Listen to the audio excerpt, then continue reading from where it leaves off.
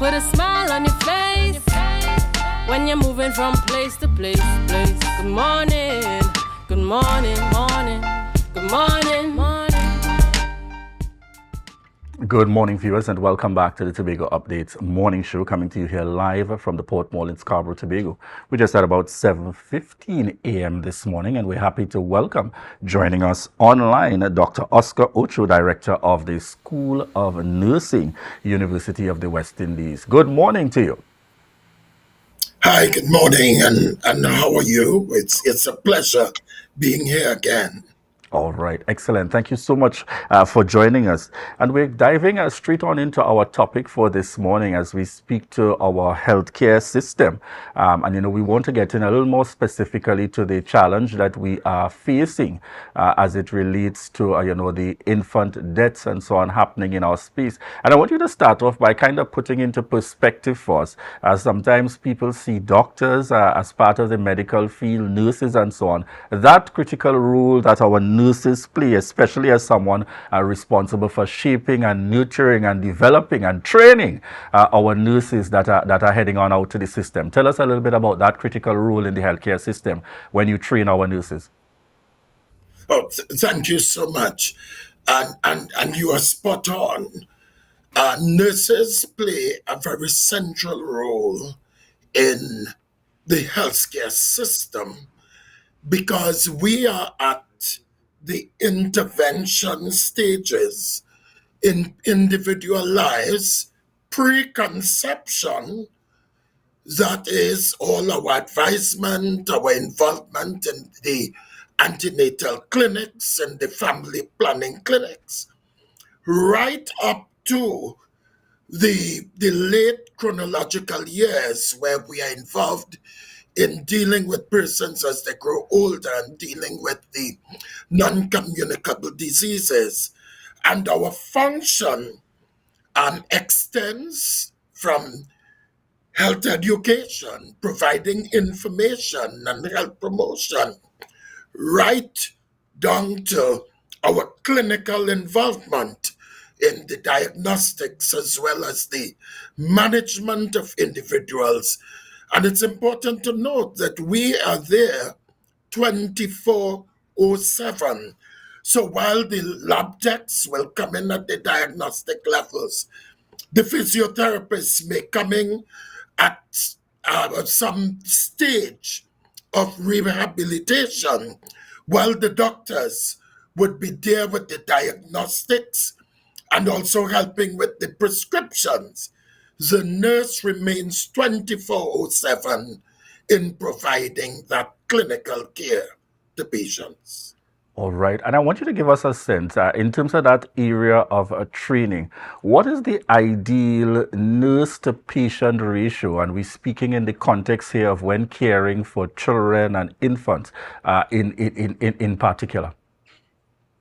Right. So if you're talking about a neonatal intensive care unit, bearing in mind, and let me put a context here because I don't think that this has been part of the dialogue, the national dialogue, so that people could appreciate the sensitive nature of the interventions that are required in the neonatal intensive care unit. Because normally a baby who is born at term, and when we talk about that term, we are speaking to from the 37th to the 40 or the 42nd week. That baby has no need for neonatal intensive care unit because that person at that period of time would have met all the developmental criteria to be able to function optimally outside of the womb. And as a result, that baby can most likely be discharged with the mother because of their level of development. So when we're talking about the neonatal intensive care unit, one of the issues that must be considered is what was the stage of development before delivery. so that there are established parameters that will determine, as it were, the likelihood of survivability, depending on the stage of the child of the baby's development in utero. So when we consider a baby born before 24 weeks, or we can even move to before 26 weeks, one could appreciate that when that such a baby would be requiring extensive intervention. And therefore, what is the established criteria, bearing in mind the needs of the patients? The expected ratio is 1 to 1, one nurse to one baby. All right, and that is particularly when you're at the point, as you mentioned, in the context of the NICU, where it is these are babies, as we would commonly refer to as being premature, as in born before what might be a stipulated time frame. Yes, yes, Now, exactly. Because, yeah, go on. so my follow-up question to that would be, when we speak particularly in the context of our healthcare system here, ultimately now we're looking at what might be some of the cause, and situations could be contributing to these high levels. I may call it high levels by virtue of the fact that for me, one is high, one baby being lost. But I know certainly you will also share with us what are some of the international standards in the context when it comes in a unit like that, and dealing with in terms of babies being born and so on. And of course, the unfortunate circumstances of some of those who may pass away. But what might be some of the cause and things contributing, particularly in that kind of in a NICU, to the situation that we are now facing here in Trinidad and Tobago? Right. Well, the very first consideration that must be given is what was the gestational age of the baby, because it's established that a baby born before 24 weeks, there's a 50% chance that that baby may or may not survive. So we're starting with that as they and what some of the reasons for that is: one, the baby's lung development, especially the lower lung, is not fully developed. We are talking about the baby's heart development is not at the level uh, uh, that will allow the baby to survive easily. The baby's brain development, as well as this what we call the skin fat, the fat under the skin, that is not fully developed. Hence the reason why that baby may have to be placed in an incubator. Now, with that said, if we are looking at from a developmental perspective, we also have to bear in mind that a baby at this level does not have a well developed immune system. So, as a result, such a child is going to be exposed particularly to infections. And one of the key elements in the management of preterm children is surrounds adequate levels of infection prevention and control. We also need to bear in mind that such a child in such an environment, there is the likelihood that microorganisms could develop. And sometimes, in spite of your best efforts, microorganisms need an environment in which they can grow and multiply. And as a consequence, because of the risk that such a child is exposed to, any hospital acquired infection will pose a significant risk to such a child. And that's very interesting that you would indicate that to us in terms of the risk that is naturally posed in those circumstances. Should we be fearful?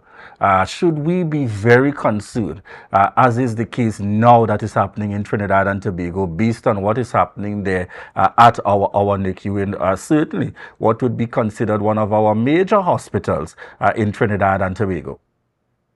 And I would answer an emphatic no.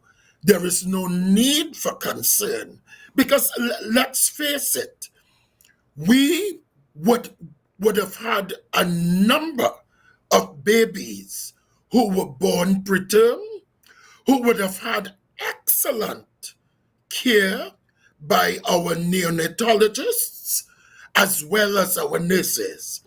And while we may not have the level of specialist trained nurses, of course, continuing education is going to be key, and on the job training is also going to be key.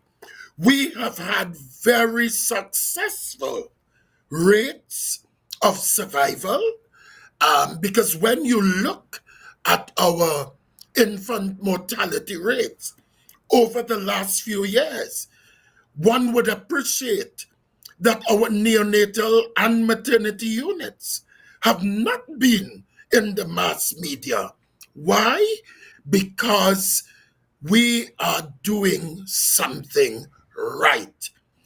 These incidents occur, and I want people to bear in mind that depending on the stage of gestational development and the level of risks that the child is exposed to, sometimes in spite of your most valiant and up-to-date efforts, because that baby is at risk, there is a likelihood that there would be a demise.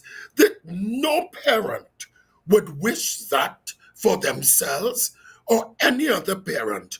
And we empathize and we sympathize with them. But to castigate the healthcare system in a situation like this without having the material facts as it relates to gestational age, the level of health of the baby before being admitted to the NICU, and the circumstances, I think it is, like we would say, the preterm babies, it is premature. So, in the circumstances now, as a trained professional, what do you anticipate that this, this investigation that is currently going on, having brought in, PAHO, Pan American Health Organization officials and so on, what do you anticipate that that would yield? What would persons like these independently looking in, casting an eye? What are you hopeful that they would look into, and perhaps some of the things that may be revealed for possible improvements in the healthcare system? Well, I would imagine that firstly, the focus is going to be on the quality management. And when we speak about the quality management, PAHO will be concerned, I would imagine, about are there adequate structures and processes. So if you look at your NICU, if you look at your staffing, your nurse to patient ratio would be one issue or one parameter. The other, they would look at the spatial arrangement. Is the spatial arrangement adequate to allow for a reduction in the potential risks of spreading of development one and spreading of microorganisms? They would want to look at their protocols. Are there established protocols as it relates to infection prevention and control, as it relates to diagnostics and monitoring? So to me, PAHO's intervention is going to really focus on some of these processes, but they will also be focused on clinical management, because we have to recognize that there will be established clinical protocols, as it relates to what type of intervention, what type of medical management, what types of monitoring and diagnostics that should be put in place. So PAHO most likely will focus on those broader quality management processes as it relates to the health systems preparedness and response to individuals and patients who are prem.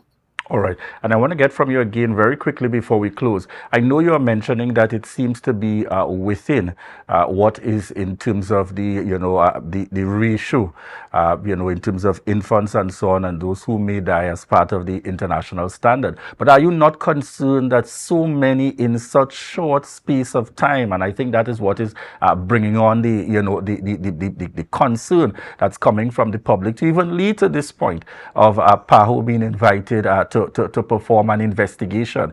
Is that not a concern for you from where you sit, because there are so many happening so closely within a short space of time? Let's deal with the facts that is out in the public. It has been clearly established that there were three microorganisms that were isolated in the NICU. That in and of itself would suggest that there was an outbreak with microorganisms.